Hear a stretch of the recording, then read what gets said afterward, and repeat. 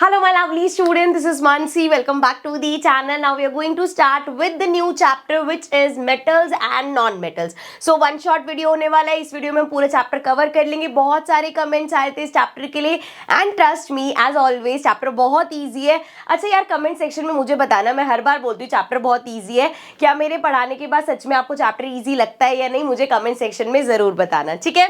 और यहाँ पे जिन नोट्स से हम पढ़ने वाले हैं वो मेरे हैंड रिटन नोट्स हैं. आप लोगों को वो नोट्स कहाँ से मिलेंगे? डिस्क्रिप्शन में टेलीग्राम चैनल का लिंक दे रखा है.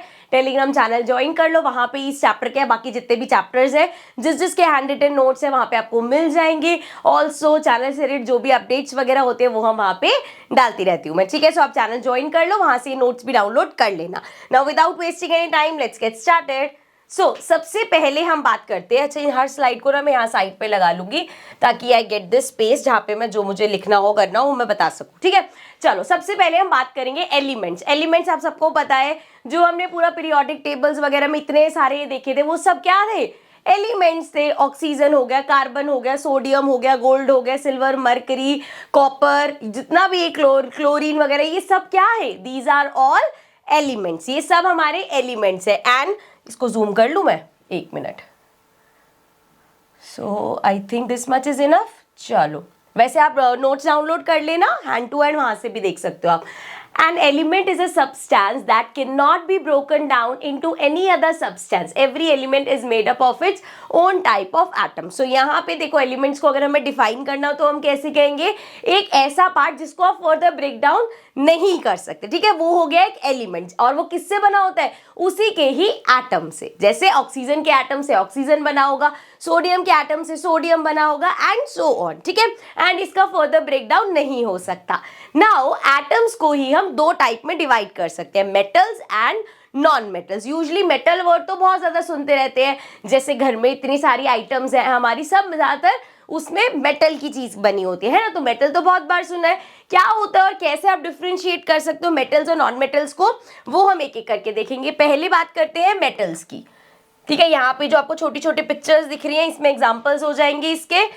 जैसे we have mercury, then we have iron, we have gold, copper, aluminium, silver, zinc, lead. These are some examples of metals. बहुत ज्यादा मेटल्स होते हैं हमारे पास, ठीक है. अब आपको कैसे पता चलेगा कोई चीज मेटल है या नॉन मेटल है? सो मेटल की कुछ फिजिकल प्रॉपर्टीज है, ऐसे ही नॉन मेटल्स की कुछ फिजिकल प्रॉपर्टीज है. एक एक करके बात कर लेते हैं. जैसे मेटल्स की अगर हम बात करें ना तो वो हार्ड होते हैं, ठीक है. अच्छा इसमें ना जो ध्यान रखने वाली बात है, क्योंकि ये चीजें हम 8th क्लास में भी पढ़ के आए हैं कि वो सॉनरस होते हैं, मेलिएबल होते हैं, डक्टाइल होते हैं. लेकिन यहाँ पे अब जो आपको चीजें ध्यान रखनी है वो है एक्सेप्शंस, क्योंकि इनके बेस्ड क्वेश्चन आ सकते हैं. जैसे हम एक फिजिकल प्रॉपर्टी हमने मेटल की बोली कि वो हार्ड होते हैं, ठीक है. लेकिन उसमें एक्सेप्शन है हमारे पास sodium, lithium, potassium. Sodium hard नहीं होता, लिथियम हार्ड नहीं होता, पोटेशियम हार्ड नहीं होता. ये तीन हमारे पास एक्सेप्शंस होगी. वैसे एक जनरल प्रॉपर्टी है, फिजिकल प्रॉपर्टी है मेटल की कि वो हार्ड होते हैं, लेकिन ये नहीं है वो, ठीक है. Then sonorous. सोनरस मतलब जो साउंड प्रोड्यूस करते हैं जब आप उनको हिट करोगे. जैसे घर पे लोहे की कोई चीज है, स्टील की कोई चीज है, एल्यूमिनियम की कोई चीज है, किस उस पर अगर आप हिट करोगे तो आपको आवाज सुनाई देगी, ठीक है. सो दे आर सोनरस, मतलब प्रोड्यूस साउंड व्हेन स्ट्राइक. अच्छा नोट्स में चीज ध्यान रखना, इस फॉन्ट में जितना भी रेड से लिखा है ना, दिस इज मेनली किसी चीज का मीनिंग समझाने के लिए आपको, ठीक है. नेक्स्ट है डक्टाइल. अब डक्टाइल क्या होता है, पहले तो इसको थोड़े सा इसके पतला करें पेन को. अब ये डक्टाइल और मेलिएबल, ये दो वर्ड्स ऐसे जिसमें बड़ी कंफ्यूजन होती है, ऐसा लगता है सेम ही मतलब है, पता नहीं दो बार क्यों लिखा है. डक्टाइल का मतलब है can be stretched into wires, मतलब आप इसमें मेटल की चीजों से वायर, पतली पतली वायर्स बना सकते हो, स्ट्रेचेबल हो जाता है, ठीक है. एंड जब हम मेलिएबल की बात करते हैं, इसमें समझ आ रहा है ना वर्ड मेलिएबल, मेल्ट कर सकते हैं. मेल्ट इन द सेंस किस तरीके से, मतलब अगर आपके पास एक क्यूब है मेटल का एंड उस पे आप जोर जोर से हैमर हिट करोगे तो आप बिल्कुल पतली शीट में उसको कन्वर्ट कर सकते हो. आपने देखा होगा स्टील के, लोहे के गेट्स बनते हैं, उसमें अगर कोई पतली सी चाहिए तो कैसे वो हैमर मार मार के उसको पतला किया जाता है. वो मेटल है इसलिए ब्रेक नहीं होता, ठीक है. तो समझ आ गया हमें कि मेटल डक्टाइल होते हैं एंड मेलिएबल होते हैं. अब अगेन मेलिएबल में भी एक एक्सेप्शन है विच इज मरकरी. मरकरी देखा है ना कैसा होता है, उसको तो आप हल्का सा हिलाओ कैसे वो बॉल्स में अलग अलग हो जाते हैं, देन वैसे दोबारा करो तो फिर से इकट्ठा हो जाता है. तो वो ऐसा नहीं है कि उसको हैमर से मार के आप थिन शीट में ला सकते हो, थोड़ा सा उसका लिक्विडी टेक्सचर होता है क्योंकि, ठीक है। चलो आगे देखो, लस्ट्रस, लस्ट्रस मतलब शाइनी होता है, जैसे गोल्ड, कॉपर, मरकरी, ये सब चीजों में आप देखोगे एक चीज कॉमन है कि एक शाइन होती है उसमें, सो दैट्स व्हाई मेटल की फिजिकल प्रॉपर्टी है कि वो लस्ट्रस होते हैं। एंड देन सॉलिड स्टेट में यूजुअली आप देखोगे मेटल जितने भी है ना सब सॉलिड स्टेट में आपको मिलेंगे। अगेन एक्सेप्शन क्या है, मरकरी, मरकरी, मरकरी से पता है इस तरीके का होता है, कभी अगर आपके सामने थर्मामीटर टूटा होगा, थर्मामीटर के अंदर होता है मरकरी, मैंने लाइव ऐसी थर्मामीटर में ही देखा हुआ इसको, थर्मामीटर मतलब टूटा था तो मैंने देखा, तो उसके अंदर मरकरी होता है। सो वो हमारा सॉलिड स्टेट में नहीं होता, अभी मैंने बोला लिक्विड सा होता है वो, so that is in liquid state. So ये हो गया, लास्ट बचा है they are good conductors of electricity. So metals हमारे गुड कंडक्टर्स होते हैं इलेक्ट्रिसिटी के। अगेन यहाँ पे क्या एक्सेप्शन है, लेड एंड मरकरी, मतलब लेड और मरकरी दोनों ही गुड कंडक्टर नहीं है इलेक्ट्रिसिटी। आप सोचो कि मरकरी बेकार में मेटल में डाल रखे, 1 2 3 जगह तो यहीं पे वो एक्सेप्शन में आ गया, but it is still a metal, ठीक है। तो ये चीज जरूर ध्यान रखनी है, मरकरी के बेस्ड ही क्वेश्चन पूछ लेंगे कि उसमें इतनी सारी चीजें ना जो इसकी प्रॉपर्टी से मैच नहीं कर रही, ठीक है। चलो आगे बढ़ते हैं, अब बात करते हैं नॉन मेटल्स की। तो जैसे हमने मेटल्स की प्रॉपर्टी देखी वैसे ही हम नॉन मेटल्स की प्रॉपर्टी देख लेंगे। अगेन इसको इधर कर लेते हैं, एंड एग्जांपल्स आपको दिख ही रहे हैं, diamond, sulphur, red potassium, carbon, boron, oxygen, silicon, bromine, ये सब हमारे क्या है, नॉन मेटल्स है। इसके अलावा भी बहुत सारे, ये बस एग्जांपल्स है। ओके चलो स्टार्ट करते हैं। एक फायदा और भी है, मेटल्स की जो प्रॉपर्टी है आधी से ज्यादा नॉन मेटल्स की ऑपोजिट होगी, जैसे कि वो सोनरस थे, ये नॉन सोनरस है, अरे ये नॉन सोनरस हो गए, वो डक्टाइल थे, ये नॉन डक्टाइल हो गए, वो गुड कंडक्टर थे, ये poor conductor of electricity and heat है। अगेन इसमें भी poor conductor of electricity and heat, लेकिन एक्सेप्शन क्या है, ग्रेफाइट, क्योंकि ये तो पूरा हमने एक्सपेरिमेंट करके देखा था, वो तो इलेक्ट्रिसिटी का अच्छा खासा गुड कंडक्टर होता है, तो ग्रेफाइट एक एक्सेप्शन है, that is a good conductor, तो वो पुअर कंडक्टर नहीं है, तो ये एक्सेप्शन है। अगेन वो वाला मेलिएबल था, ये नॉन मेलिएबल है, वो हार्ड होते हैं, ये सॉफ्ट है, सॉफ्ट होता है, इट इज अ, अच्छा इसमें भी हमारी एक्सेप्शन है, इसमें सॉलिड वाली एक्सेप्शन है, दैट इज डायमंड। डायमंड देखा है ना, डायमंड मतलब एक्सेप्शन का एक्सेप्शन समझ लो, इतना बड़ा एक्सेप्शन है कि वर्ल्ड का हार्डेस्ट सब्सटेंस क्या है, डायमंड है। और डायमंड क्या है, it is a non metal, है वो non metal but it is hard, ठीक है, हार्डेस्ट सब्सटेंस है हमारा। बाकी जो हमारे नॉन मेटल्स है हम उसको किस कैटेगरी में रखते हैं कि वो सॉफ्ट होते हैं। नाउ डायमंड हमारा एक्सेप्शन हो गया। ऑल्सो डायमंड की अगर हम बात करें तो it is a form of carbon which is the hardest substance. हमारा क्या है, एक एक्सेप्शन हो गया। वैसे हम नॉन मेटल्स की प्रॉपर्टी में बोल सकते हैं वो सॉफ्ट होते हैं, लेकिन साथ में डायमंड हमारी एक्सेप्शन है। अगर ऐसा एक अच्छे खासे मार्क्स का क्वेश्चन आ जाए और जब भी आप इनकी प्रॉपर्टीज लिखोगे जरूर जरूर साथ में एक्सेप्शंस लिख देना, ठीक है। चलो क्या बचा, सॉलिड और गैसियस। जैसा हमने मेटल्स में देखा था कि वो सॉलिड स्टेट में होते हैं, लेकिन उसमें एक्सेप्शन था मरकरी जो कि लिक्विड में होता है, इसी तरीके से जो नॉन मेटल्स है वो हमारे सॉलिड और गैस स्टेट में होते हैं, और इसमें एक्सेप्शन क्या है, ब्रोमाइन, जो कि हमें लिक्विड स्टेट में मिलता है, ठीक है। इसके अलावा क्या बचा, लास्ट ये बचा, नॉन लस्ट्रस होते हैं, मतलब जैसे वहां पे हमने देखा था लस्ट्रस होते हैं, शाइनी होते हैं, ये नॉन लस्ट्रस होते हैं, लेकिन इसमें भी एक्सेप्शन है आयोडीन और ग्रेफाइट की, ठीक है, समझ में आ गया। सो ये सारी प्रॉपर्टीज हो गई हमारी नॉन मेटल्स की। अब कुछ कुछ समझ में आ रहा होगा, हाँ किसी चीज को हम कैसे क्लासिफाई कर सकते हैं कि ये मेटल है और ये नॉन मेटल है, ठीक है। चलो अब ये हमने देख लिया, आगे बढ़ते हैं। नेक्स्ट हमारा टॉपिक है केमिकल प्रॉपर्टीज। अरे भाई, chemical properties of metal. So metal की केमिकल प्रॉपर्टीज देखेंगे। केमिकल प्रॉपर्टीज बोले तो हम बेसिकली मेटल्स का रिएक्शन देखेंगे, अलग अलग चीजों के साथ वो कैसे रिएक्ट करते हैं, जिसमें सबसे पहले बात करेंगे मेटल्स ऑक्सीजन के साथ कैसे रिएक्ट करती है। सो जब भी मेटल ऑक्सीजन के साथ रिएक्ट करता है तो वो मेटल ऑक्साइड बना लेता है। सो मेटल जब भी ऑक्सीजन के साथ रिएक्शन करेगा तो क्या फॉर्म करेगा, मेटल ऑक्साइड, ठीक है, समझ आया। चलो अब कुछ एग्जांपल्स देख लेते हैं इसके। देखो जरा, कॉपर का रिएक्शन कराया ऑक्सीजन के साथ, सो Cu कॉपर लिया, ऑक्सीजन के साथ रिएक्शन कराया, 2Cu। अच्छा ये 2 कहां से आया है, यहाँ पे भी 2 है, यहाँ पे भी 2 है।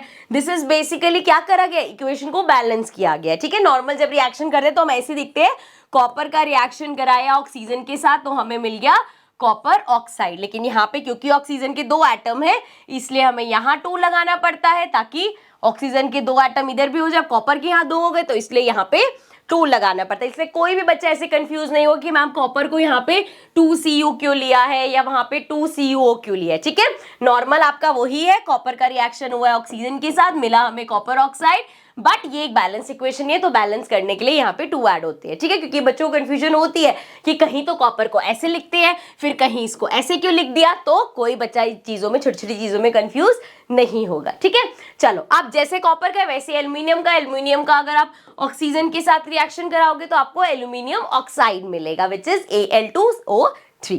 ठीक है, समझ में आ गया। चलो अब इसको पढ़ लेते हैं जरा, इसको ऊपर करो, एक इंपॉर्टेंट सी चीज यहाँ पे आ रही है उसको देख लेते हैं जरा। So metal oxide which reacts with both acids as well as base too, अच्छा ये आपको याद है मेटल ऑक्साइड जो होते हैं एसिडिक होते हैं नेचर में, और जो नॉन मेटल ऑक्साइड होते हैं वो बेसिक होते हैं। ये सब हम एसिड बेसिस वाले चैप्टर में पढ़ के आए थे। लेकिन यहाँ पे वो कह रहे हैं ऐसे मेटल ऑक्साइड जो दोनों एसिड और बेस दोनों के साथ रिएक्शन करके सॉल्ट बनाते हैं, उनको हम बोलते हैं एम्फोटेरिक ऑक्साइड। ठीक है, अब इसके क्या एग्जांपल्स हो सकते हैं, एल्यूमिनियम ऑक्साइड हो सकता है हमारा, लेड ऑक्साइड हो सकता है, जिंक ऑक्साइड हो सकता है। तो ये हमारे वो ऑक्साइड्स हैं जो एसिड के साथ रिएक्शन करके और बेस के साथ, दोनों के साथ रिएक्शन करके सॉल्ट और वाटर फॉर्म करेंगे। जैसे कि एक एग्जांपल देख लेते हैं, अभी हमने बोला एल्यूमिनियम ऑक्साइड होता है। सो एल्यूमिनियम ऑक्साइड का अगर हम HCl बोले तो क्या है ये, it is a acid, hydrochloric acid है हमारा। सो एसिड के साथ रिएक्शन कराया तो हमें मिला एल्यूमिनियम क्लोराइड और साथ में वाटर। इसी तरीके से सेम आपने एल्यूमिनियम ऑक्साइड का रिएक्शन कराया सोडियम हाइड्रोक्साइड से, सोडियम हाइड्रोक्साइड एक बेस होता है। सो अब इसका जब आपने बेस के साथ कराया तो हमें सॉल्ट मिला, सोडियम एल्यूमिनाइट, एंड साथ में वाटर मिला। ठीक है, सो यहाँ पे हमने देखा एल्यूमिनियम ऑक्साइड जो है हमारा वो एसिड के साथ भी रिएक्शन कर रहा है, बेस के साथ भी रिएक्शन कर रहा है, दोनों में सॉल्ट और वाटर बना रहा है। ठीक है, सो आगे बढ़ जाते हैं। अच्छा, इनको क्या बोलते हैं, ये क्वेश्चन आ सकता है तो याद रखना है। हो सकता है 1 वर्ड में आ जाए, हो सकता है डिफाइन करने में आ जाए, हो सकता है घुमा फिरा के कोई क्वेश्चन पूछ ले, तो ये आपको पता होना चाहिए कि ये ऑक्साइड्स हमारे एसिड बेस दोनों के साथ रिएक्शन करते हैं। आगे बढ़ जाते हैं, नेक्स्ट हम देखते हैं, थोड़ा सा इसको जूम कर लेते हैं। Different metal show different reactivities toward oxygen. अब यहाँ पे अलग अलग मेटल्स हैं हमारे जो अलग अलग रिएक्शन शो करते हैं ऑक्सीजन के साथ। जैसे कि अगर हम सोडियम और पोटेशियम की बात करें, ठीक है, अभी के लिए कुछ बच्चे को पुराना याद नहीं है तो कभी कभी कंफ्यूज हो जाते हैं Na क्या है, K क्या है, तो मैंने यहाँ सब पे ऐसे रेड से लिख दिया है Na sodium, K is potassium. ठीक है, सो सोडियम और potassium react so vigorously that they catch fire if kept in open, इसको ठीक कर दो, if kept in open, so they are kept immersed in kerosene. अब ये जो हमारे Na और पोटेशियम है ये इतने ज्यादा रिएक्टिव होते हैं कि अगर आप खुला ऑक्सीजन में इनको रखोगे तो वो फायर कैच कर सकते हैं, आग लग सकती है उसमें। सो उसको क्या किया जाता है, उसको केरोसिन के अंदर स्टोर करके रखा जाता है। ठीक है, सो मतलब अब ये क्या है, एयर से कांटेक्ट में आके, मतलब ऑक्सीजन के कांटेक्ट में आके। ठीक है, इसलिए, वरना सोचोगे पता नहीं बीच में ऐसे क्यों डाल दिया। नेक्स्ट हम बात करें, अगर surfaces of magnesium, aluminium, zinc and lead are covered with a thin layer of oxide which prevents them from further oxidation. अब अगर हम बात करें मैग्नीशियम की, एल्यूमिनियम की, जिंक की और लेड की, तो ये मेटल्स ऐसे हैं जिनको एक थिन लेयर ऑफ ऑक्साइड से कवर करके रखा जाता है ताकि वो फर्दर ऑक्सीडाइज ना होता है। अगर आपको ऑक्साइड वर्ड समझ नहीं आ रहा कि क्या होता है, क्या ऑक्सीडेशन नहीं करेगा, सिंपल समझ लो जैसे हमारी सिल्वर ज्वेलरी होती है, चांदी की या कोई चीज ले लो या आर्टिफिशियल चीजें होती है, क्या होता है, पानी लग के या मॉइस्चर के कांटेक्ट में आके या एयर के कांटेक्ट में आके उसका कलर चेंज हो जाता है। वो चेंज क्या होता है, ऑक्सीडेशन हो जाता है उसमें। ठीक है, सो इसीलिए इनको मैग्नीशियम, एल्यूमिनियम, जिंक और लेड को हम एक ऑक्साइड की कोटिंग में रखते हैं ताकि वो फर्दर ऑक्सीडेशन ना करे। देन नेक्स्ट बात करते हैं आयरन की। So iron does not burn on heating but iron filings burn vigorously. So ये ध्यान रखना है हमें कि जो आयरन है, अगर सिर्फ लोहे को आप बर्न करने का सोचोगे सो वो बर्न नहीं होगा, लेकिन अगर जो आयरन फिलिंग्स होती है, आयरन फिलिंग्स याद है जो मैग्नेट वाला हम एक्सपेरिमेंट करते हैं कि मैग्नेट पे कैसे आयरन फिलिंग सारी चिपक जाती है, वो वाली जो आयरन फिलिंग्स है उसको अगर आप जलाने की कोशिश करोगे तो बहुत जल्दी आग पकड़ लेती। नेक्स्ट है copper does not burn but is coated with a black copper oxide. So अगर आप कॉपर को जलाने की कोशिश करोगे ना तो वो कभी भी बर्न नहीं होगा, लेकिन क्या होगा, उस पे कॉपर ऑक्साइड की कोटिंग आ जाएगी जब उसको आप बर्न करोगे, ठीक है। सो क्या होता है उसके ऊपर जब देखोगे ब्लैक ब्लैक हो रहा है, that is basically copper oxide की उस पे कोटिंग आ गई, ठीक है। नेक्स्ट है gold and silver does not react with oxygen. So gold और सिल्वर का अगर आप रिएक्शन देखोगे ऑक्सीजन के साथ तो वो कुछ नहीं होता, ठीक है। चलो नेक्स्ट देखते हैं। नेक्स्ट है हमारा, नेक्स्ट रिएक्शन है basically metals with water. So metals जो है वो वाटर के साथ कैसे रिएक्शन करते हैं। अभी हमने देखा ऑक्सीजन के साथ क्या करते हैं, मेटल ऑक्साइड बना लेते हैं। अगर हम बात करें वाटर के साथ तो वाटर के साथ भी वो मेटल ऑक्साइड बनाते हैं और साथ में हाइड्रोजन गैस रिलीज होती है, ठीक है। सो अब यहाँ पे एक चीज ध्यान रखने वाली ये है कि जितने अलग अलग मेटल्स है वो अलग अलग तरह के पानी के साथ रिएक्ट करते हैं। मतलब कि अगर हम बात करें sodium, potassium, calcium, so sodium, potassium, calcium हमेशा कोल्ड वाटर के साथ रिएक्शन करता है। मैग्नीशियम हमारा हॉट वाटर के साथ रिएक्शन करता है। एल्यूमिनियम, आयरन, जिंक हमारा स्टीम के साथ रिएक्शन करता है। एंड अगर हम लेड की बात करें तो वो पानी के साथ कोई रिएक्शन नहीं करता, ठीक है। याद रख लोगे ये सब, कोल्ड वाटर के साथ कौन कौन से करते हैं, हॉट वाटर के साथ कौन कौन से, और स्टीम के साथ कौन कौन से रिएक्शन होते हैं, कौन कौन से मेटल्स रिएक्ट करते हैं। एंड देन यहाँ पे अब एग्जांपल ले लेते हैं एक। सो वी हैव Na क्या होता है, सोडियम।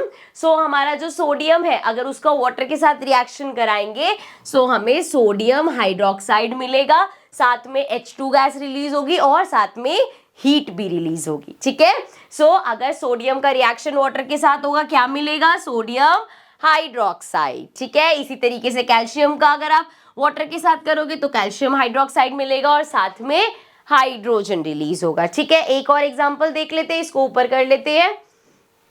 सिमिलरली अगर आप मैग्नीशियम का वाटर के साथ रिएक्शन कराओगे तो मैग्नीशियम हाइड्रोक्साइड मिलेगा और साथ में हाइड्रोजन गैस रिलीज हो गया। अब यहाँ पे चीज क्या ध्यान रखनी है, कैल्शियम एंड मैग्नीशियम फ्लोट, वो फ्लोट करते हैं क्यों, as bubbles of H2 stick to their surface, क्योंकि उनके सरफेस पे हाइड्रोजन के बबल्स स्टिक कर जाते हैं, इसीलिए वो पानी पे फ्लोट करते हैं, ठीक है। ये जो छोटी छोटी सी हिडन चीजें लिखी है ना, इनका ध्यान रखेंगे जब नोट्स करेंगे, बिकॉज ये चीजें घुमा फिरा के क्वेश्चंस आ जाते हैं, इस पर पूछ लिया जाता है, ठीक है।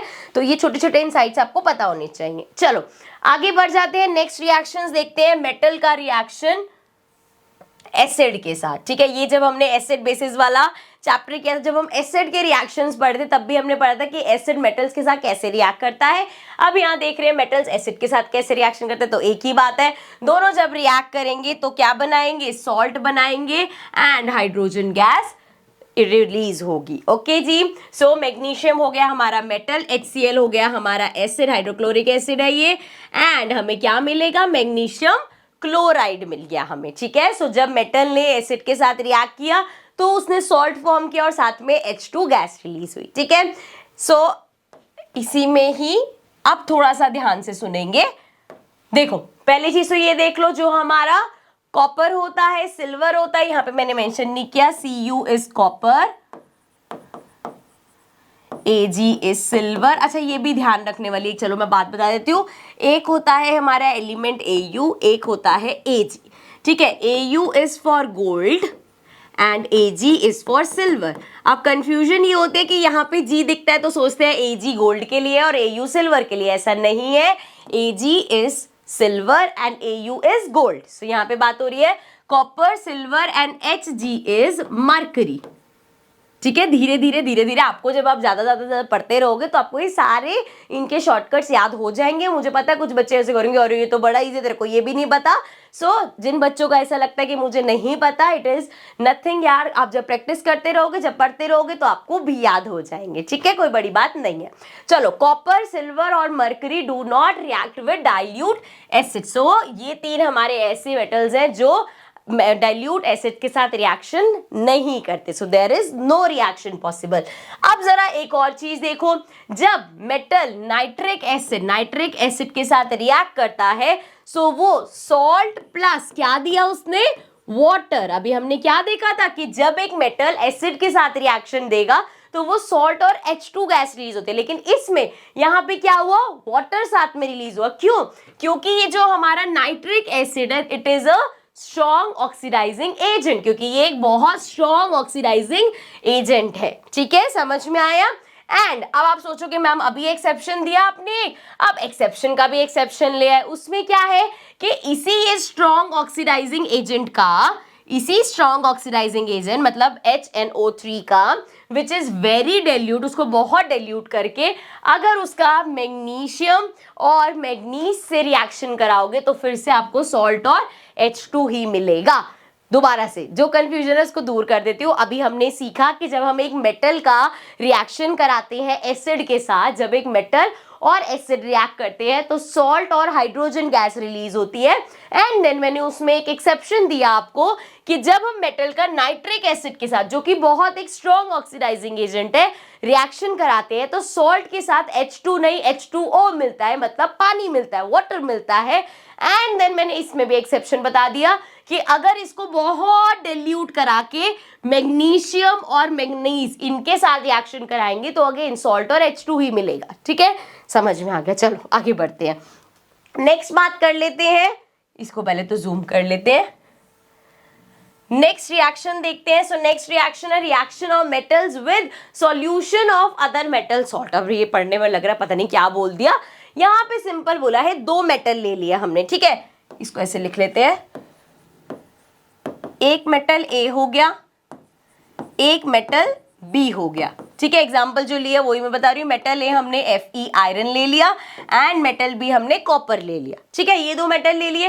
अब वो कह रहे हैं रिएक्शन ऑफ मेटल, मेटल का रिएक्शन, जैसे मेटल A हो गया हमारा, सो मेटल A का reaction solution of other metal, मतलब मेटल B दूसरा है तो इसके सॉल्ट सोल्यूशन के साथ अगर हम इसका रिएक्शन कराते हैं, मतलब आयरन का रिएक्शन कराया हमने कॉपर सल्फेट के साथ, कॉपर सल्फेट क्या हो गया, इसका सॉल्ट सॉल्यूशन हो गया। सो पहला मेटल अगर हमारा आयरन है, दूसरा कॉपर है, सो बेसिकली आयरन का रिएक्शन हम करा रहे हैं इसके सॉल्ट के साथ। ठीक है, which is basically our salt solution, salt मत लिखना, सॉल्ट सॉल्यूशन के साथ, which is basically copper sulphate. So iron का जब हम रिएक्शन कराएंगे कॉपर सल्फेट के साथ तो क्या होगा, हमें मेटल A का सॉल्ट सॉल्यूशन मिल जाएगा और मेटल B जो है वो अलग हो जाएगा। एंड अगर मैं यहाँ पे पहले दिखा देती हूँ तो मतलब क्या हुआ, बेसिकली कॉपर अलग हो गया और आयरन सल्फाइड के साथ जुड़ गया, सल्फेट के साथ जुड़ गया। कुछ याद आया आपको ये पढ़ के? हमने ये चीज पढ़ी हुई है, कैसे पढ़ी हुई है, हमने डिस्प्लेसमेंट रिएक्शन किया था जिसमें हमने कहा था आयरन खाली था, कॉपर के साथ सल्फेट था, जब इनका रिएक्शन हुआ क्योंकि आयरन हमारा क्या है, ज्यादा रिएक्टिव है, तो उसने कॉपर को रिप्लेस कर दिया और खुद कॉपर की जगह आ गया और कॉपर को बेचारे को अकेला छोड़ दिया। That is our displacement reaction. यहाँ पे भी वही चीज हुई है। ठीक है, इसको जरा मैं ऊपर कर लूं। सो यहाँ पे भी वही चीज हुई है, क्योंकि आयरन हमारा कॉपर से ज्यादा रिएक्टिव है तो उसने कॉपर को डिस्प्लेस कर दिया या कॉपर की जगह खुद आ गया और कॉपर को अकेला कर दिया। यही चीज अगर मान लो Na होता, अगर ये होता Na प्लस FeSO4 तो बताओ क्या रिएक्शन होता, क्या तब भी, अच्छा नहीं तो मैंने उल्टा ही लिख दिया, एक मिनट। मतलब अगर मैं आयरन का रिएक्शन कराती NaSO4 से तो क्या तब भी ऐसे ही करता कि ये बन जाता आयरन सल्फेट और इसको Na को अकेला छोड़ देता? हो पाता ऐसा? बिल्कुल नहीं हो पाता। क्यों? क्योंकि ये Na जो है वो Fe से ज्यादा रिएक्टिव है, मतलब ये ज्यादा स्ट्रॉन्ग है। तो वो कह रहे हैं भाई मैं अपने सल्फेट के साथ हूं तो सल्फेट के साथ ही रहूंगा, मेरे को अलग करके दिखा। आयरन नहीं अलग कर पाएगा क्योंकि वो स्ट्रॉन्ग नहीं है, लेकिन यहाँ पे आयरन क्योंकि कॉपर से ज्यादा स्ट्रॉन्ग था तो उसने कॉपर को रिप्लेस कर दिया। अब मैम ये हमें कैसे पता चलेगा कौन सा स्ट्रॉन्ग है कौन सा वीक है? उसके लिए हमारे पास एक रिएक्टिविटी सीरीज होती है जो यहाँ पे लिखी हुई है, इसको रब कर देते हैं। सो इस रिएक्टिविटी सीरीज में अगर आप देखोगे सबसे ज्यादा स्ट्रॉन्ग कौन सा है? पोटेशियम, उसके बाद हमारा sodium, then calcium, magnesium, Al, Zn, Fe, Pb, H, Cu, Hg, Ag, Au। So ये लास्ट में आते आते these are least reactive and ये हमारे कुछ मिडल में आ गए एंड ये जो टॉप पे है ये सब मोस्ट रिएक्टिव है। ठीक है, समझ में आ गया? मतलब ये ऊपर वाले जितने भी हैं ये नीचे वाले को रिप्लेस कर सकते हैं, लेकिन नीचे वाले ऊपर वालों को रिप्लेस नहीं कर सकते। ठीक है जी, चलो ये पढ़ भी लेते हैं। Reactive metals can displace less reactive metals from their compounds in solution form. ठीक है, मेनली उसको डिफाइन नहीं किया और साथ में यहाँ पे आपके लिए लिख दिया है मैंने कि this is nothing but our displacement reaction. ठीक है, अब ये जो हमारी रिएक्टिविटी सीरी है ना, कोशिश करना बार बार लिख के कर लो तो आपको याद हो जाएगा। नहीं तो मुझे एक बार एक बच्चे ने बताया था, वो कुछ ऐसे था, कैटरीना ने कार मांगी पता नहीं कौन कौन सी ऐसे, हाँ जी, बट कुछ ऐसे करके लास्ट में मिली ऑडी ऐसे करके। सो अगर आप कहोगे मुझे कमेंट सेक्शन में बताना, मैं कमेंट में पिन कर दूंगी कैसे उस बच्चे ने याद किया था, या अगर आपने कोई मेथड निकाल रखे कि मैम हमने इसको ऐसे याद किया तो प्लीज कमेंट सेक्शन में बताना, मुझे बड़ा मजा आता है पढ़ने में और बच्चे भी हेल्प, उनको भी हेल्प हो जाएगी यार जिनको नहीं पता। ठीक है, चलो अब आगे बढ़ जाते हैं। सो ये होगी हमारी रिएक्टिविटी सीरीज। नेक्स्ट हमारा टॉपिक आ गया है how metals and non metals react. अब मेटल्स और नॉन मेटल्स आपस में कैसे रिएक्ट करते हैं, ध्यान से समझना, बहुत इजी है, सच्ची में बहुत इजी है, लेकिन ध्यान से समझना पड़ेगा। सो यहाँ पे फिर से हम बात करेंगे, अभी हम देखेंगे क्या, पहली बात तो हम देखेंगे कि मेटल्स और नॉन मेटल्स आपस में कैसे रिएक्ट करते हैं। ठीक है, बेसिकली वो रिएक्ट करके बॉन्ड्स वगैरह बनाते हैं, तो कैसे बनते हैं, वो क्या होता है, वो सीखने वाले हैं हम। अगर हम मेटल की बात करें तो हमारे पास, अच्छा इसको ना थोड़ा सा ऐसे हट के ऐसे करके इसको साइड रख देते हैं, बिकॉज यहाँ पे देख देख के पढ़ोगे ना तो फिर आपको समझ कम आएगा, अगर मेरे को सिर्फ देखोगे तो समझ ज्यादा आएगा। ठीक है, तो एक मेटल ले लिया हमने विच इज Na। ठीक है, एक हम ले लेते हैं non metal which is Cl। ठीक है, अब दोनों का एटॉमिक नंबर क्या आपको याद है, Na का एटॉमिक नंबर होता है 11, Cl का एटॉमिक नंबर होता है 17। ठीक है, Na बोले तो सोडियम, सोडियम का एटॉमिक नंबर 11, Cl बोले तो क्लोरीन, उसका एटॉमिक नंबर 17। ठीक है, अब इनके एटॉमिक नंबर क्या करने हैं मुझे, एटॉमिक नंबर से हम कैसे पहुंचते हैं, उसके डिस्ट्रीब्यूशन, जो इलेक्ट्रॉन डिस्ट्रीब्यूट होते हैं, जैसे कि याद है ना भाई, ऐसे कहता है कि मेरा के शेल होता है, के शेल में सबसे पहले शेल में कितने इलेक्ट्रॉन्स आते हैं, सिर्फ 2। देन एल शेल आ जाता है, उसमें कितने इलेक्ट्रॉन्स आते हैं, 8। देन एल के बाद एम शेल आ जाता है, उसमें कितने आते हैं, 8। वैसे तो इसमें नंबर ज़्यादा आ सकते हैं, बट हमारे पास एक एक्सेप्शन होता है कि भैया आउटर मोस्ट शेल में सिर्फ 8 इलेक्ट्रॉन्स ही आ सकते हैं, इसलिए हमारे एल शेल में मैक्सिमम 8 और सब में 8 ही मैक्सिमम जाते हैं। अब हर जो मेटल है, नॉन मेटल है, हर एलिमेंट चाहता है कि जो उसका ऑक्टेट, बेसिकली उसका जो शेल है, उसका जो लास्ट शेल है, उसमें या तो 8 इलेक्ट्रॉन्स रहे या तो वो शेल को खाली कर दे। ठीक है, तो 8 इलेक्ट्रॉन्स हर कोई चाहता है पूरे करना। यहाँ पे देखो जरा, Na की बात हो रही है, सो यहाँ का अगर हम डिस्ट्रीब्यूशन करें तो इसके अरे आजा कलर यार, अब पूरा ही खुल गया।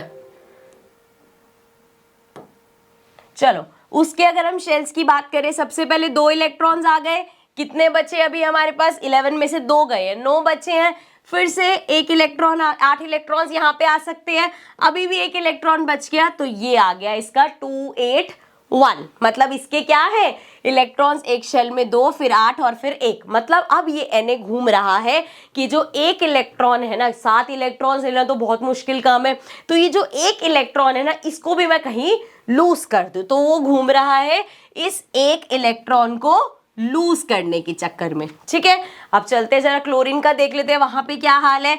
क्लोरीन की बात करें तो डिस्ट्रीब्यूशन कैसे होगा, 2 8 10 हो गए, 7 बचे।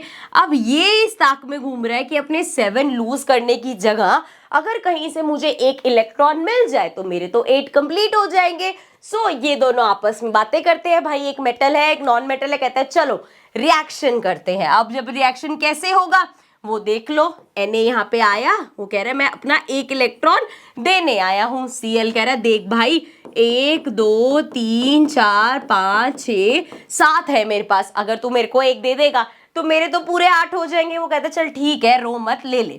सो वो अपना 1 इलेक्ट्रॉन यहाँ पे दे देता है।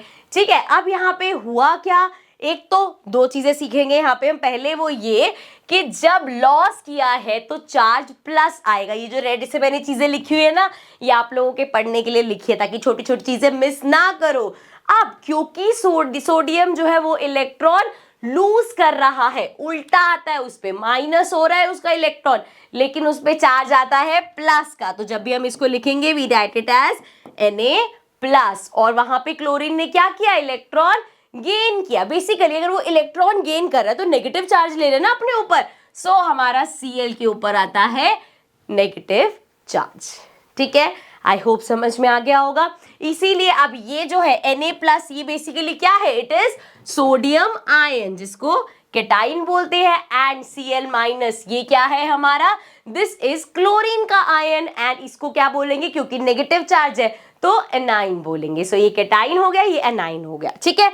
अब जरा यहाँ पे वापस आ जाओ, ये तो सीख ली छोटी सी चीज। अब ये जो इन्होंने यहाँ पे ये जो इतने प्यार से इसने अपना इलेक्ट्रॉन दे दिया, अब इन दोनों के बीच में हुआ फोर्स ऑफ अट्रैक्शन।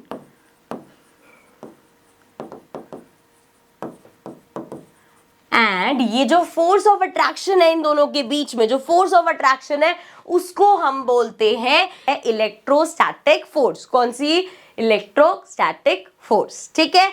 एंड ये जो इन्होंने मिल के जो काम किया है इसको बोलते हैं आयोनिक बॉन्ड। इन्होंने एक बॉन्ड बनाया है जो कि है आयोनिक बॉन्ड। आयोनिक बॉन्ड कैसे बनते हैं, जब कोई इलेक्ट्रॉन्स गेन करता है या कोई इलेक्ट्रॉन्स लूज करता है तो हमारे आयोनिक बॉन्ड्स बनते हैं। सो यहाँ पे जो बने उसको हम बोलेंगे आयोनिक बॉन्ड, ठीक है। अब यहाँ पे वापस आ जाते हैं, आई होप ये समझ में आ गया होगा।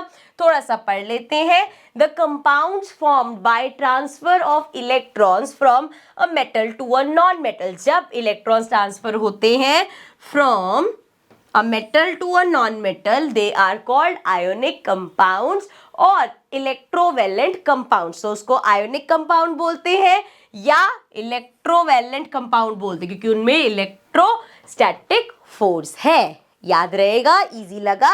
इजी लगा तो एक दो एग्जांपल्स और देख लेते हैं, इसको साइड पे कर देते हैं। यहाँ से बस हमें एग्जांपल्स देखने, करना कैसे है वो खुद आ जाओ। ध्यान से समझना अभी भी। मैग्नीशियम और साथ में ले लेते हैं फिर से क्लोरीन, ठीक है। छोटा क्यों हो गया पेन, चलो कोई बात नहीं। मैग्नीशियम और क्लोरीन ले लिया। अगेन दोनों का एटॉमिक नंबर क्या है, मैग्नीशियम का है 12, क्लोरीन का तो अभी देख के आए हैं भाई 17 होता है। बना ले इनका डिस्ट्रीब्यूशन। सो सबसे पहले 2 8, कितने बचे, 2 बचे। सो 2 8 2, एंड यहाँ पे अगेन 2 8 और कितने आए, 7। अभी अगेन इसको एक इलेक्ट्रॉन चाहिए भाई, एंड इसको अब क्या करना है, इसको अपने 2 इलेक्ट्रॉन्स देने हैं। उसको एक इलेक्ट्रॉन चाहिए, इसको 2 इलेक्ट्रॉन देने हैं। तो इस केस में क्या करेंगे, थोड़ा सा इसको जूम करते हैं। सो देखो यहाँ पे आया मैग्नीशियम, कह रहा है मेरे पास एक इलेक्ट्रॉन, 2 इलेक्ट्रॉन है बेसिकली लूज करने के लिए, ठीक है। क्लोरीन यहाँ पे आया, वो कह रहा है देखो 1 2 3 4 5 6 7, मेरे को तो सिर्फ एक ही चाहिए, अपने को 2 नहीं चाहिए, अपने को तो सिर्फ एक चाहिए। वो कह रहे चलो एक तू ले ले, उसे यहाँ पे दे दिया। वो कह रहे रुको रुको, मैं अपने एक क्लोरीन भाई को और बुलाता हूँ, तुम उसकी मदद कर दो। सो एक और क्लोरीन आ गया। सो 1 2 3 4 5 6 7 लेके आ गए। इसने कहा चलो ये इसको दे देता हूँ, ठीक है। अब जरा ध्यान से देखना, तो अब इस बार क्या हुआ है, मैग्नीशियम ने 2 इलेक्ट्रॉन्स लूज करे हैं, 2+, ठीक है। 2 इलेक्ट्रॉन लूज करे हैं। ये गलती मत कर देना कि मैम 2 इलेक्ट्रॉन लूज करे 2-, नहीं भैया, जब वो लूज करेगा तो उस पे प्लस का, भैया उसने ये समझो चार्ज के हिसाब से देखो कि उसने कोई नेगेटिव चीज लूज कर दी है तो वो पॉजिटिव हो गया, ठीक है। क्लोरीन ने क्या किया है, उसने नेगेटिव चीज ली है, लेकिन क्या ये 2- होगा, नहीं, बिल्कुल नहीं होगा। क्यों भाई, उसने एक ने तो एक ही लिया ना, तो आप 2 कैसे लिख दोगे इसको, इसको हम लिखेंगे Cl- का चार्ज है, ये तो मानते हैं, लेकिन Mg ने ये जो 2 इलेक्ट्रॉन्स दिए हैं ये 2 अलग अलग क्लोरीन ने लिए हैं। सो इसको हम इन ब्रैकेट करके 2 लिख देंगे। चाहो तो यहाँ पे इसके चार्ज भी इस तरीके से बना देना। ओके जी, ठीक है, समझ में आया। सो इसका जब हम फॉर्मूला लिखेंगे तो हम इसका फॉर्मूला कैसे लिखेंगे, वहां पे हमें ये लिखने की जरूरत नहीं होती कि इसके ऊपर 2+ चार्ज है, इसके ऊपर नेगेटिव, हम सिंपल लिखते हैं MgCl2, ऐसे लिखते हैं ना। MgCl2 क्या होता है हमारा, मैग्नीशियम क्लोराइड होता है, ठीक है। सो अब समझ आ रहा है, Mg ने अपने अंदर अंदर, हमें पता है Mg ने 2 इलेक्ट्रॉन्स दिए हैं, तब जाके हमारे 2 क्लोरीन के एक एक वो पूरे हुए हैं, ठीक है। क्लियर है, चलो एक एग्जांपल इसी के साथ और ले लेते हैं। सो नाउ वील टेक, क्या लिया है, Na और ऑक्सीजन। सो हमारा Na का एटॉमिक नंबर क्या होता है, 11 होता है, ऑक्सीजन का 8 होता है। सो ये तो हो गया 2 एंड 8, कितने बचे, 8 9 10 हो गया, हमारे पास बचे 1। सो ये आ गया 2 8 1। एंड यहाँ की अगर हम बात करें सो 2, अब यहाँ पे तो सिर्फ 6 ही बचा, सो ये हो गया 2 6। अब देखो जी, ये घूम रहा है कि मेरे को एक इलेक्ट्रॉन लूज करना है, एंड ये घूम रहा है कि कहीं से मुझे 2 इलेक्ट्रॉन्स मिल जाए। ठीक है, समझ में आ रहा है? यहाँ प्लस माइनस का समझ आ रहा है ना? अरे भाई ऐसे तो तुम कंफ्यूज हो जाओगे, रुको रुको, पूरा पूरा ही लिखती हूँ मैं। तो ये क्या करना चाह रहा है, ये अपना इलेक्ट्रॉन लूज करना चाह रहा है और ये 2 इलेक्ट्रॉन गेन करना चाह रहा है। ठीक है, अब देखो जरा, इन्होंने कहा चलो आपस में आके टीम बनाते हैं। सो Na आया एंड उसके पास कितने हैं, एक ही इलेक्ट्रॉन लेके आया है भाई वो, तो कि आओ भाई मेरे पास एक इलेक्ट्रॉन है। ऑक्सीजन आया, उसने कहा देखो मेरे पास 1 2 3 4 5 6 है अपने लास्ट सर्कल में, मुझे 2 चाहिए। उसने कहा देख भाई मेरे पास तो एक है, ये ले, एक ले ले। अब इसने इसको कहा यार तेरे पास एक है, तेरे जैसे और भी तो भाई होंगे जिनके पास एक एक्स्ट्रा होगा। वो कह रहा है हाँ है तो सही। वो अपने यानी एक और भाई को बुला लेता है कि तुम्हारे पास भी तो एक इलेक्ट्रॉन है, उसकी मदद कर दो। सो इसने यहाँ पे दे दिया। अब यहाँ पे इसमें क्या हुआ, पिछली बार वाले केस में क्या हुआ था, ये उसने यहाँ पे जो Mg था उसने अपने 2 इलेक्ट्रॉन लूज करे थे अलग अलग क्लोरीन को देके। यहाँ पे जो लेने वाला है वो एक ही है, जो दे रहे हैं वो 2 अलग अलग है। तो फॉर्मूला कैसे बनेगा, यहाँ पे बनेगा Na के साथ 2 आएगा, Na के साथ 2 आएगा क्योंकि 2 Na ने मिलके एक ऑक्सीजन को कंप्लीट किया है, तो Na2O बनेगा। ठीक है, Na2O क्या होता है, सोडियम ऑक्साइड होता है। ठीक है, एंड अगर उस तरीके से आपको लिखना है तो ऐसे लिखना पड़ेगा Na+, लेकिन कितने, 2। एंड देन अगर हम ऑक्सीजन की बात करें तो 1 2 3 4 5 6 उसके अपने थे, 2 उसने लिए, तो उस पर चार्ज कैसा आया, 2 नेगेटिव। ठीक है, समझ में आया, ये चीज समझ में आई। नेक्स्ट टॉपिक पे चलते हैं। नेक्स्ट हमारा टॉपिक है, अभी ये जो हमने आयोनिक कंपाउंड पढ़े हैं ना, उसकी थोड़ी सी प्रॉपर्टीज है वो डिस्कस कर लेते हैं, देन नेक्स्ट टॉपिक पे चलेंगे। So ionic properties, ionic compound की प्रॉपर्टीज होती है, they are generally hard and solid. Hard और सॉलिड होते हैं ड्यू टू, अच्छा यहाँ पे मैंने बस बता रखा है क्यों होते हैं, क्योंकि स्ट्रॉन्ग फोर्स ऑफ अट्रैक्शन होता है उनके बीच में, तभी तो वो बने हैं। नेक्स्ट है, they have a high melting and boiling point, उनका मेल्टिंग पॉइंट भी और बॉइलिंग पॉइंट दोनों हाई होते हैं। They are soluble in water but insoluble in inorganic solvent such as kerosene, petrol etcetera. So water में तो soluble होते हैं लेकिन इन चीजों में सॉल्यूबल नहीं होते। Then they are conductor of electricity in molten, molten basically melting state होता है। सो मोल्टन स्टेट में एंड सॉल्यूशन मतलब लिक्विड स्टेट में, तो मोल्टन स्टेट और लिक्विड स्टेट दोनों में ही they are good conductor of electricity. अब आ जाते हैं नेक्स्ट टॉपिक। चलो, सो पानी ब्रेक ले लिया मैंने, तो आपने नहीं पिया पानी तो पॉज करके पानी पी लो, पानी पीना बहुत जरूरी होता है भाई। चलो, अब बात करने वाले हैं अकरेंस ऑफ मेटल। इसका क्या मतलब है, सिंपल मतलब है मेटल्स कहाँ से आते हैं, कहाँ से अकर होते हैं।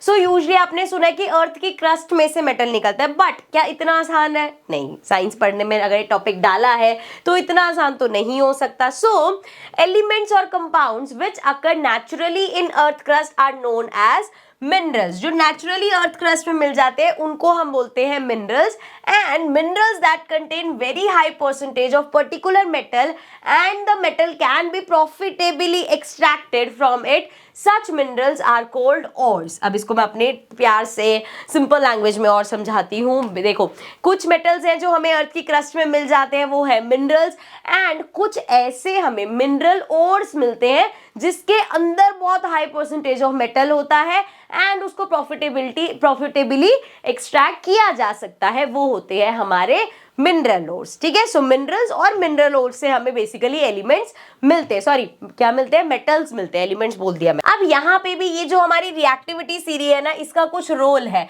एंड इसका रोल क्या है, वो ये है कि देखो जितने हमारे लेस रिएक्टिव होते हैं, जैसे लीस्ट रिएक्टिव कौन से होते हैं, गोल्ड और सिल्वर। सो गोल्ड और सिल्वर आपको फ्री स्टेट में मिल जाते हैं अर्थ की क्रस्ट में से। ठीक है, उसके अलावा जो मॉडरेटिवली रिएक्टिव होते हैं, जो थोड़े से लेस रिएक्टिव से ज्यादा रिएक्टिव लेकिन हाई रिएक्टिव से कम मिडिल रेंज में जो आते हैं, वो हमें कैसे मिलते हैं, in the form of sulphide oxide और कार्बोनेट्स की फॉर्म में मिलते हैं। तो उसका एक्सट्रैक्शन कैसे होता है वो भी देख लेंगे। एंड ये जो हमारे मोस्ट रिएक्टिव होते हैं, ये पोटेशियम हो गया, सोडियम हो गया, कैल्शियम हो गया, ये जो है ये कभी भी फ्री स्टेट में नहीं मिलते, इनके लिए हमें इलेक्ट्रोलिसिस करना पड़ता है। अभी एक एक करके, कंफ्यूज नहीं होंगे, धक्का मारी नहीं करेंगे, हम एक एक करके इन सबको समझेंगे। तो सबसे पहले जिसके बारे में बात करेंगे वो है extracting metals which are low in activity series. Low in activity series मतलब लेस रिएक्टिव। अब यहाँ पे वो फ्री स्टेट वाली बात नहीं हो रही, जो फ्री स्टेट में मिल गया उसमें तो कुछ करने की जरूरत ही नहीं है ना। यहाँ पे बात हो रही है जो लो स्टेट पे है वो हमें कैसे मिलते हैं। जैसे फॉर एग्जाम्पल हमारा यहाँ पे देखो एक्टिविटी सीरी के हिसाब से देखो, इधर हमारा क्या है, मरकरी है। सो अगर हम इस मरकरी की बात करें, सो ये हमारा लो है रिएक्टिविटी सीरी में। Metal which are low in activity series are unreactive. The oxides of such metals can be reduce to metals by heating alone. Simple सा, उसका आपको ऑक्साइड मिल गया, कुछ नहीं करना, उसको हीट कर दो, उसमें से आपको मरकरी मिल जाएगा, मतलब उसमें से मेटल मिल जाएगा। जैसे आपको मिला सिनाबार विच इज HGS, जिसका अगर हम साइंटिफिक नेम दे तो बेसिकली वो सल्फाइड मिनरल है, ठीक है। सो यहाँ पे जी सिनाबार मिला जो कि है HGS, उसको जब आपने ऑक्सीजन की प्रेजेंस में हीट किया तो आपको मिल गया मरकरी ऑक्साइड। अभी मरकरी नहीं मिला, मरकरी ऑक्साइड मिला है। सो यहां से आप पहुंचे हीट करके मरकरी ऑक्साइड पे, एंड साथ में SO4 मिला, वो गैस की तरह निकल गया, ठीक है। एंड अब ये जो आपके पास मरकरी ऑक्साइड है उसको फर्दर हीट करोगे तो उसमें से आपको मरकरी मिल जाएगा। सो हम यहाँ पे ये जो सिनाबार था HGS था उससे मरकरी तक पहुंच गए। और क्या करा हमने इस प्रोसेस में, सिर्फ हीटिंग करी। पहले हमने उसको हीट किया ऑक्सीजन की प्रेजेंस में, तो हमें क्या मिला, हमें मिला मरकरी ऑक्साइड। एंड देन हम उसको जब फर्दर हीट करते तो उसमें से हमें मरकरी मिल गया, ठीक है, समझ में आया। सो ये तो वो हो गए जो लो है रिएक्टिविटी सीरी में, नीचे की तरफ आते हैं। अब हम बात करें, ये बीच में कैसे आ गया, ये हमें लास्ट में पढ़ना था, ठीक है, अभी उस पर जाएंगे बट लास्ट में जाएंगे, थोड़ा सा आगे पीछे हो गया होगा। अब हम बात करेंगे metals in the middle of activity series. अब जो रिएक्टिविटी सीरी है उसके, अच्छा उसको एक्टिविटी सीरी भी लिखा है तो कंफ्यूज मत होना। सो हमारी रिएक्टिविटी सीरी में जो मिडल में मेटल्स है उनकी बात करते हैं। चलो ध्यान से समझना, these metals are moderately reactive. So क्योंकि वो मिडल में आ रहे हैं रिएक्टिविटी सीरी में तो वो मॉडरेटिव, हाई रिएक्टिव नहीं है और लीस्ट रिएक्टिव भी नहीं है। सो मॉडरेटली रिएक्टिव है। दे एग्जिस्ट एज सल्फाइड और कार्बोनेट। सो कार्बोनेट्स और सल्फाइड एज इन नेचर में हमें इस तरीके से मिलते हैं। Before reduction metal sulphides and carbonates must be converted into metal oxides. So क्या किया जाता है, उन मेटल सल्फाइड्स को या मेटल कार्बोनेट्स को हम कन्वर्ट करते हैं पहले मेटल ऑक्साइड्स में, ठीक है। Now sulphide ores are converted into oxide by heating strongly in the presence of excess air. जब हम सल्फाइड की बात कर रहे हैं, जो हमें सल्फाइड मिले हैं उनको हीट किया जाएगा in presence of air, presence of air, air की प्रेजेंस में उसको हीट किया जाएगा। कौन से वाले को, सल्फाइड वाले को। और प्रेजेंस की एयर की प्रेजेंस में हीट करने को हम बोलते हैं रोस्टिंग। जैसे घर पे खाना रोस्ट करते हैं ना, सो सल्फाइड को रोस्ट किया जाता है, मतलब एयर की प्रेजेंस में हीट किया जाता है, ठीक है। जब हम बात करते हैं कार्बोनेट की, सो जो कार्बोनेट ओर्स है उनको कैसे कन्वर्ट करते हैं ऑक्साइड्स में, हम by heating in limited air, कम एयर में उसको हीट करते हैं। And therefore it is called calcination. So roasting और कैल्किनेशन में डिफरेंस आ सकता है। रोस्टिंग में हीटिंग किया जाता है इन प्रेजेंस ऑफ एयर, कैल्किनेशन में हीटिंग किया जाता है इन लिमिटेड एयर। और जो सल्फाइड्स है उन पे हम रोस्टिंग करते हैं एंड जो कार्बोनेट्स है उनका कैल्किनेशन होता है, ठीक है, समझ में आया। चलो एग्जांपल देख लेते हैं और क्लियर हो जाएगा। सो जी अब हमें यहाँ पे जिंक मेटल चाहिए। कैसे हमें मिल रहा है, पहले हमें मिला zinc sulphide. So zinc sulphide होता है ZnS। क्योंकि सल्फाइड है तो क्या करना पड़ेगा, रोस्टिंग करनी है, मतलब एयर की प्रेजेंस में हीट देनी है। सो एयर की प्रेजेंस में हीट दी हमने, सो हमें मिला जिंक ऑक्साइड और साथ में SO4 गैस की तरह। सो यहां से मिल गया जिंक ऑक्साइड। सिमिलरली ये तो था जिंक सल्फाइड, अगर जिंक कार्बोनेट होता तो जिंक कार्बोनेट को बिना ऑक्सीजन के हमने यहाँ पे हीट किया, अगेन हमें मिल गया जिंक ऑक्साइड और कार्बन डाइऑक्साइड रिलीज हो गई। ठीक है जी, दोनों ही केसेस में हमें मिला है ZNO मतलब जिंक ऑक्साइड। सो अभी सल्फाइड और कार्बोनेट को हमने कन्वर्ट किया है जिंक ऑक्साइड में। अब इसको हमें फर्दर क्या करना है, जिंक ऑक्साइड में से सिर्फ ये जिंक चाहिए हमें। सो क्या करना पड़ेगा, हमें करना पड़ेगा रिडक्शन, किसका, ऑक्सीजन का। सो अगर ऑक्सीजन का रिडक्शन करना है तो हमें कोई रिड्यूसिंग एजेंट चाहिए, और हमारा यहाँ रिड्यूसिंग एजेंट होगा कार्बन। ये याद है ना, हमने पढ़ रखा है, रिड्यूसिंग एजेंट होता है, ऑक्सीडाइजिंग एजेंट होता है, रिएक्शन करते हैं, रिड्यूस कर देते हैं, ऑक्सीडाइज कर सकते हैं, ये सब पढ़ के आए हैं हम।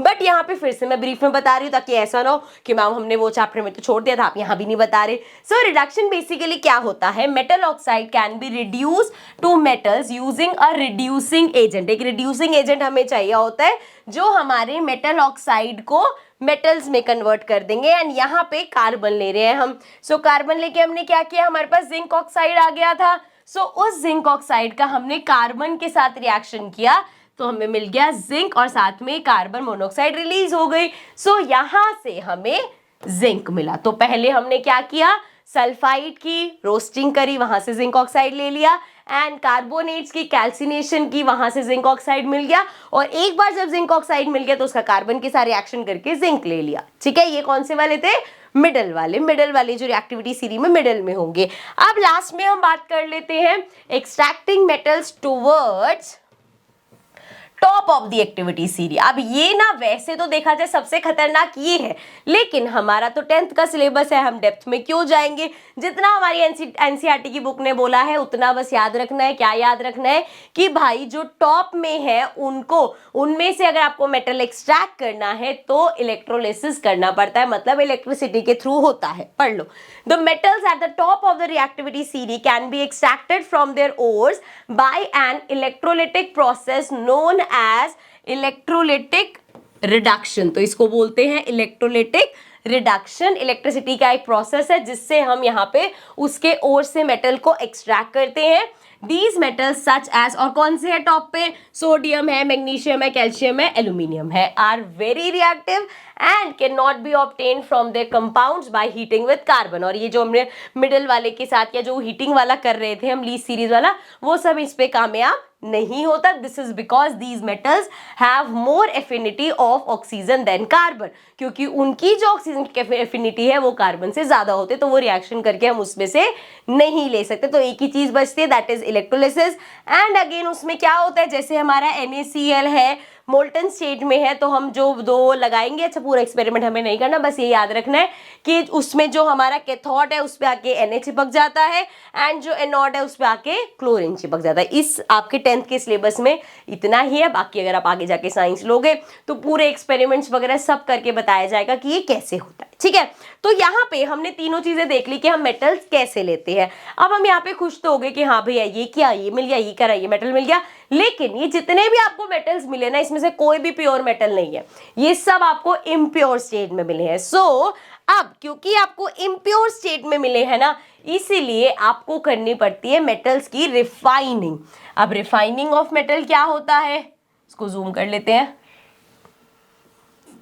सो जी, refining of impure metal is done by using electrolytic refining. अब यहाँ पे ये और जो हमने लास्ट टॉपिक किया है ये ऐसा लगता है आपस में रिलेटेड है, कंफ्यूजन हो जाते हैं, कंफ्यूज नहीं होना। ये एक प्रोसेस था इलेक्ट्रिसिटी का जिससे हम इसके ओर से मेटल को एक्सट्रैक्ट करते हैं।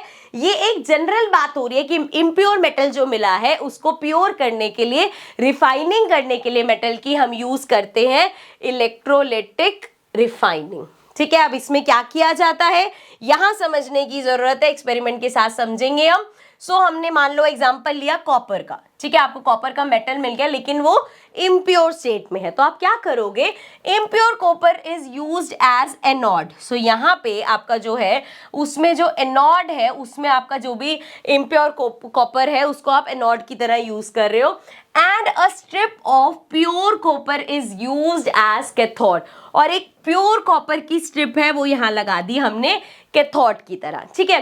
Now acidified copper sulphate is used as electrolyte. अब बड़ा डिफिकल्ट सा लग रहा है, होता क्या है, पहली बात तो ये एसिडिफाइड कॉपर सल्फेट कुछ नहीं है, सॉल्ट सॉल्यूशन है कॉपर का, ठीक है। कॉपर का सॉल्ट सॉल्यूशन ले लिया लिक्विड हमने, एंड ये जो हमने लिक्विड लिया है इस लिक्विड को बोलते हैं हम इलेक्ट्रोलाइट, ठीक है। कोई कंफ्यूजन नहीं है, क्या किया अभी तक हमने, ये जो एनोड है ये हमारा इम्प्योर कॉपर है, ये जो कैथोड है इस पे एक स्ट्रिप ऑफ प्योर कॉपर लगा हुआ है, एंड ये जो पानी दिख रहा है आपको, जो लिक्विड दिख रहा है इसके अंदर, that is our salt solution of copper. Simple, समझ में आया। अब क्या होगा, इसको हमने कर दिया एक बैटरी से connect, and when an electric current is pass through this, जब इसमें से इलेक्ट्रिक करंट पास किया जाएगा, impure metal from the anode gets deposited in the electrolyte solution। तो क्या होगा, इसमें जितनी भी impurities थी, इसको थोड़ा सा और ऊपर करती हूँ, सो वो जाके इस सॉल्यूशन में कलेक्ट होनी स्टार्ट होगी, तो वो एंड में जाके कहीं डिपॉजिट हो गई, क्या है ये, जितनी भी उसकी इम्प्योरिटी है उधर चली गई। And whereas pure metal from the electrolyte is deposited at the cathode, और इसमें से जितना प्योर कॉपर था वो जाके इस कैथोड पे लग गया। सो कैथोड पे हमें प्योर कॉपर मिल गया, एंड जितनी भी इम्प्योरिटी थी वो उस सॉल्यूशन में ही रह गई। तो इस तरीके से हम किसी भी मेटल को रिफाइन कर सकते हैं, इसी को ही हम बोलते हैं refining of metals. I hope this is clear. Next और लास्ट टॉपिक पे चलते हैं, which is very simple, very easy topic, that is corrosion. So corrosion क्या होता है, आपने देखा होगा घर पे लोहे की चीजें, सिल्वर की चीजें काली हो जाती हैं, लोहे की चीजें पे पपड़ी आ जाती है जिसको हम बोलते हैं जंग लग गया है इस पे, वो हमारा होता है रस्टिंग, या उसको अगर एक बड़ी टर्म दे तो होता है कोरोजन, ठीक है।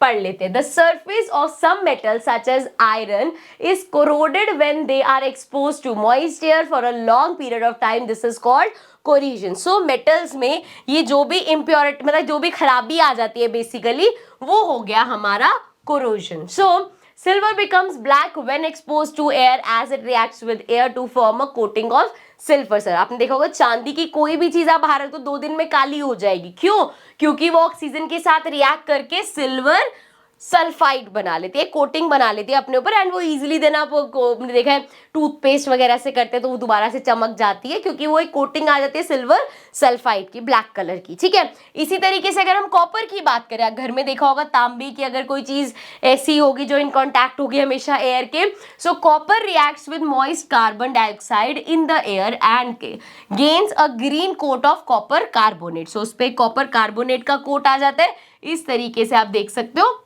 कॉपर के ऊपर, ये बेसिकली सब कोरोजन्स ही हैं।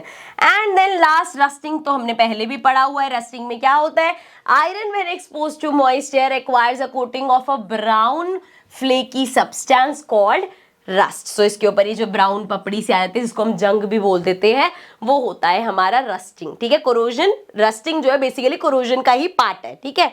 चलो आगे देखो आप कैसे प्रिवेंट कर सकते हैं इसको।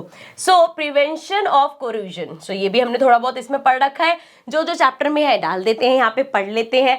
The rusting of iron can be prevented by painting करके। हमने देखा कि हाँ लोहे की, जैसे लोहे के गेट होते हैं तो उसमें पेंट कर दिया जाता है, कि ऐसे नहीं कि इतना महंगा लोहे का गेट हो गया 10 दिन बाद उस पर सारी जंग लग गई, ठीक है, तो उस पर पेंट कर दिया जाता है, ऑयलिंग रेगुलर की जाती है, ग्रीसिंग किया जाता है, galvanising, chrome plating, anodising, making alloys.